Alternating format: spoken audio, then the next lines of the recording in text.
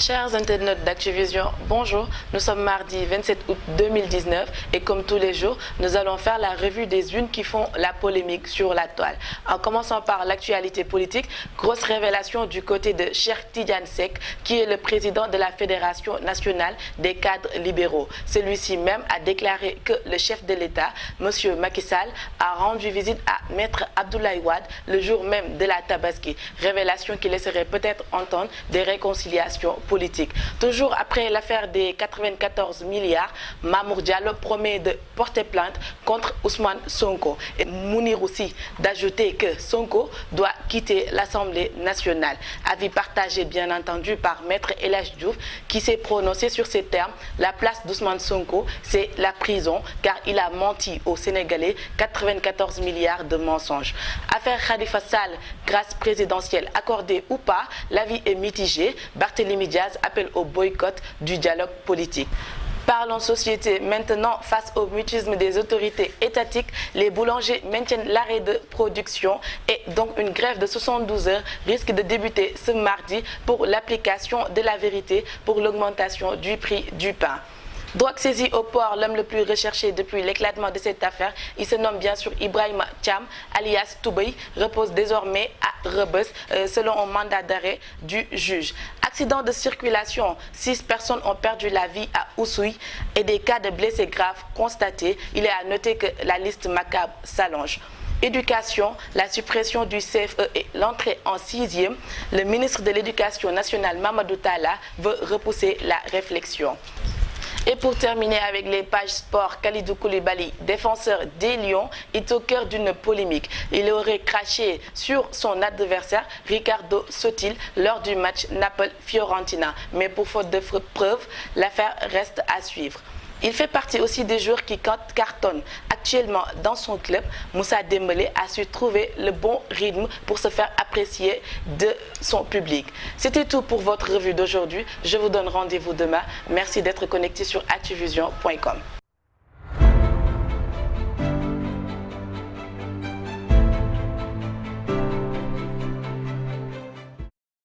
mbokk yeeg xarit yi taamu seen site web Actuvision ginnaaw bi ma leen nuyoo damay dellu di leen dalal ak jaam ci seen revue de presse bu tey mardi 27 août 2019 ñu dikte ci ak xibaar yi gën a fës ci politique mu bokk na ci Cheikh Tidiane Seck moom nga xam ni mooy président fédération nationale des cadres libéraux moom nag ma ngay def révélation bu rëy daanaka ba mu waxee ni maître monsieur Macky Sall kooku di njiitum réew mi mu ne nag ca guddi tabaski ba ma nga woon foofu ci këru maître Abdoulaye Wade ñuy laaj ni ndax réconciliation dafa am seen diggante ñu delluwaat ci affaire 94 milliards yooyu ginnaaw Ousmane Sonko tuumaal boobu mu tuumal kooku di Mamour Diallo ba yoon nag defee liggéeyam gis nañ ne lam doon wax yëpp dara amu ci ba Mamour Diallo ma ngay dellu di wax ni rek dana porter plainte kooku di Ousmane Sonko Mounirou Sy nag moom da cee yokk ni Ousmane Sonko dañ ko war a dàq ci assemblée nationale ba maître El Hadji Diouf moom nee na Ousmane Sonko place am du fenn fudul prison ndax daanaka dafa wax lu dul dëgg 94 milliards de fois ñu dellu si waat ci affaire Khalifa Sall grâce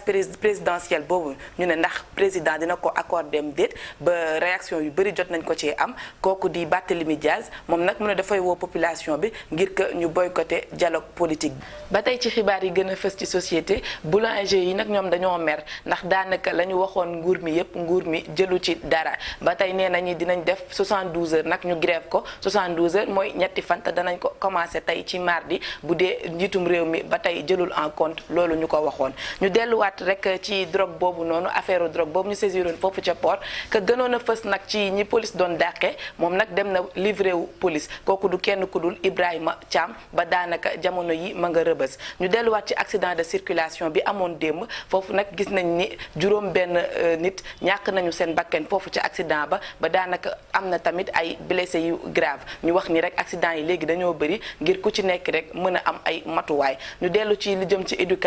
éducation nag mooy njàng bi ba daanaka projet boobu ñu waxoon ñi dañoo bëggoon a supprimer loolu di CFEE bi ak entrée en 6e bi kooku di ministre bi éducation muy Mamadou Talla moom nag nee na ba tey du ci àddu ndax ma nga ci réfléchir ba tey ñu delluwaat ci sport di jeexalee ak sport Kalidou Koulibaly moom nga xam ne mooy défenseur gaynde yi moom nag jamono ji coowoo bu rëy ma nga am ci moom ndax nee nañ match boobu mu amaloon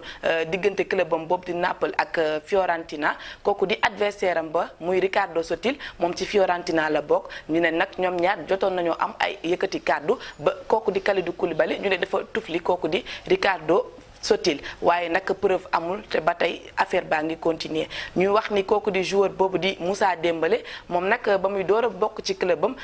daanaka gisul woon bu baax waaye léegi nag commencé na def ay jéego yu rëy foofu ci clubam lii lañ leen indiloon ci ay xibaar di leen joxaat dig daje rek ba suba incha allah.